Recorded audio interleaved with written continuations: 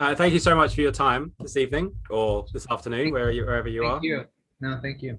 I watched the film this morning. It's fantastic. Congratulations on the film. Thank you so much. Kelly, I wanted to start with you. I know, forgive me if this is incorrect, that you came onto the process a little bit later. So tell me kind of your experiences of watching the film for the first time, hearing about the film for the first time, and what made you want to get involved in the first instance.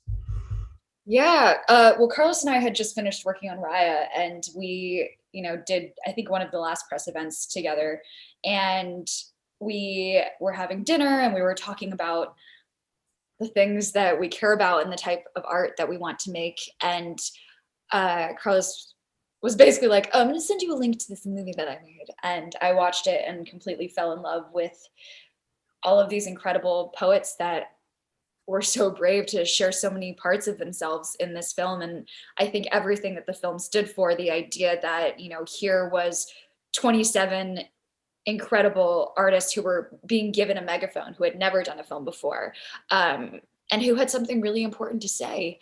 And, many of whom also come from communities that are historically ignored. I think that Carlos and I have a sort of profound connection in terms of the things that we believe are important and the type of art that we want to make. And it felt really weirdly cosmic. So it's been a really beautiful experience so far.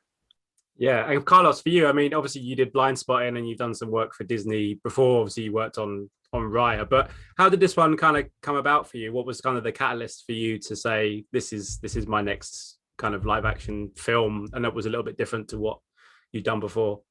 Yeah, it all, the catalyst was a spoken word poetry workshop that I attended about 2.5 years ago, and it featured all of the poets that you see in the movie.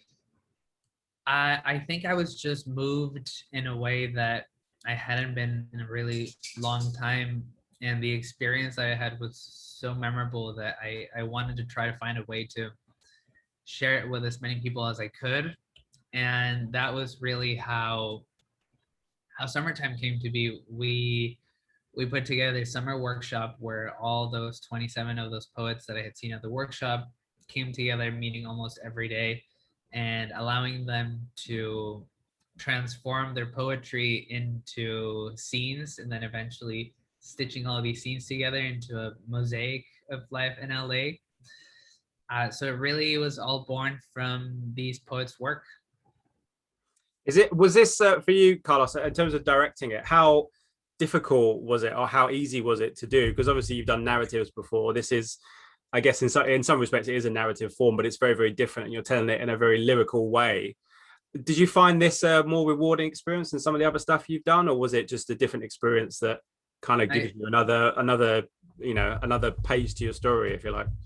Yeah, no, I think it was both the most difficult thing I've ever done and also the most rewarding thing I've ever done.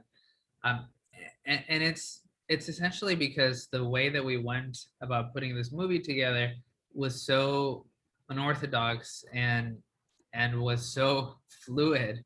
And normally, when you're trying to make movies, you're sort of like trying to cut out any uncertainty and any factors that are going to make this sort of like that are going to add to this uncertainty. You try to sort of like keep away, and here we were just embracing them and opening the door for as many uncertain factors as possible. And I was talking to Kelly about this a little bit earlier, is we really wanted to embrace this idea of the poets telling us what the movie needed to be and what shape it was going to take. We started this workshop without a script, without an idea, just a collection of poems, and then really gave up the control that you normally seek as a filmmaker and said, these poets are going to be the ones who are going to tell us how the movie shaped, what it feels like, so we really had to embrace sort of like this very, very unorthodox process. And I think what it allowed us to do is it allowed us to capture the poets in their natural habitat, and it gave us a window into their lives and it allowed them to feel comfortable and comfortable being vulnerable. So it was scary, it was terrifying, and it was also absolutely beautiful. And if you had asked me while we were shooting, I'd say I'd never do anything like this again, because it's like just too nerve-wracking. But if you ask me now, I would do it for the rest of my life, because I feel like the relationships that I developed with the poets are the most meaningful ones that I have in my life. May I just say, before I ask the next question, if people don't want to see this film regardless, you have one of the best posters I think I've ever seen. Oh, wow. I mean, if people don't want to see it off of the poster, let alone what the film's about and everything else, I mean, that poster is extraordinary. Thank you so much. I love the poster too. Kelly, for you, I mean, obviously, you've been very outspoken about representation and everything else. For you as a producer, how important is all of that? Even more important to you, given that you're kind of behind the scenes and while you're not necessarily on camera, it is a project that you're passionate about. How important is all of those things when you're dealing with it from a producer point of view? So important. Yeah, I think that, every step that I take in my career is hopefully a step in a direction that leads us to a world that we all want to be living in, if that makes sense. I think that Summertime is a movie that I wish that I had access to growing up. I think that I would have been a different person in a good way.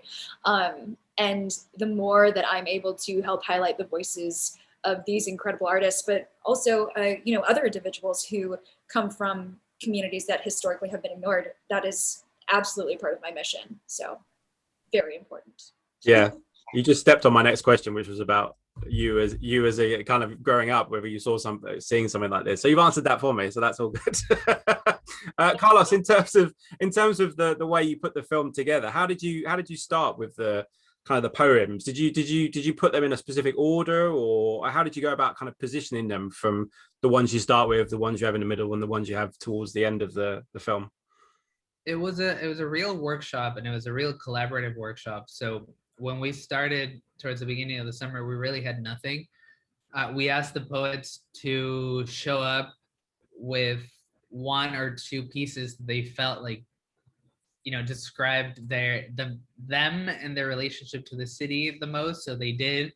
And then from then on, we had this big board in the office where we kind of like arranged them. We knew that we wanted the film to travel geographically in a line through the city. So we decided to start it at the beach, which is, as far west as you can start, and then make its way into East LA.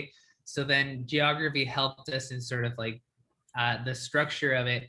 But then after that, we were meeting every single day and just trying to figure out connecting threads between all of the stories, try to figure out how the characters should weave in and out, and what poets spoke, what poems spoke to each other, what would be sort of like the most impactful arrangement, kind of like making an album. And you're saying like, we have all these pieces, like what kind of journey can we take people on? And then simultaneously, poets were writing new material, poets were editing their previous material, and that really didn't stop until way into shooting. So it was a process that was very alive, and the process really got to inform what the movie became.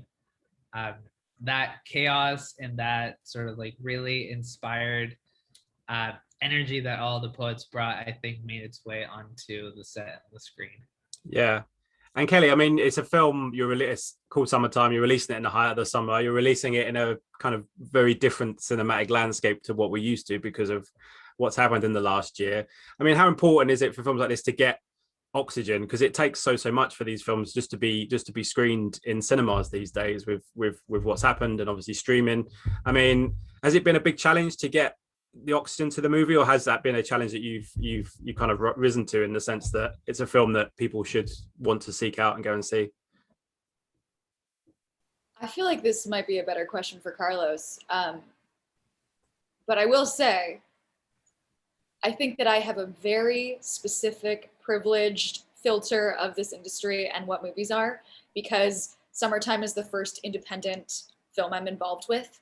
And my resume thus far has been Star Wars and a Disney princess movie and a DreamWorks movie, you know, so I think that this experience has absolutely opened my eyes to a lot of things. But I think Carlos is going to be able to give you a better answer on that one. Very important, because the community of artists that we're supporting and that we're trying to highlight really thrives on that personal, intimate interaction. Like when you go to a slam competition, when you go to an open mic, it's all about that relationship between sort of like the author and the performer, and then the audience. And you really, poetry, this brand of spoken word poetry, it's meant to be performed, it's meant to be shared, it's meant to open up a dialogue between the audience and the author. So to think about this movie and not consider sort of like that communal experience, it was upsetting for a little bit, but thankfully I think things are falling into place, or things have fallen into place, so that people will be able to see it surrounded by other people. People will be able to walk away from the theater having conversations. People will be able to, you know, discuss whether some scenes worked, some scenes didn't connect with them, and why so. And I feel like that intersectional quality of the movie is the most important. So I'm just so happy that it's going to be in theaters, and I'm so happy that people are going to be able to see it in groups. And it's really a grassroots effort, just to answer the first part of your question. I feel like the way the movie came together was as independent as a movie gets. We did it for very, very little money, and just wanted to capture the reality of a day in the city. And I think that everything that has come with the distribution efforts has been the same. It's like we're putting in all the work, we're getting out there and spreading the word about it. And it's exciting, because I feel like this is a movie that belongs to the poets. This is a movie that was done for them, about them, featuring them. And the fact that we can still keep it as sort of like this very intimate, casual, sort of like beautifully approachable project. I don't know, to me it feels like we've really followed this philosophy that has been guiding us from the beginning. So it's just I'm thrilled that this day is coming. Fantastic. Well, listen, thank you guys so much for your time. Absolute pleasure talking to you, and I hope the movie goes great, because I really enjoyed it. It deserves to be seen by as many people as possible. Thanks so much. Take care. Thank you. Ladies and gentlemen, you're watching Hey You Guys. Hey You Guys, huh? Hey, you guys. Is that from the Goonies? It is indeed, yes. Nice. Hey,